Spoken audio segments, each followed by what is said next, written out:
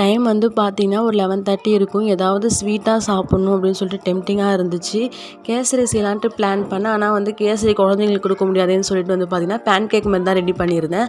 அதுக்கு வந்து sugar 1/2 cup வந்து எடுத்துகிட்டு ஒரே ஒரு ஏலக்காய், வெண்ணிலா எசன்ஸ் என்கிட்ட இல்லாதனால ஏலக்காய் சேர்த்துருந்தேன். உங்ககிட்ட வெண்ணிலா எசன்ஸ் தான் கண்டிப்பாக வெண்ணிலா எசன்ஸ் சேர்த்துக்கோங்க.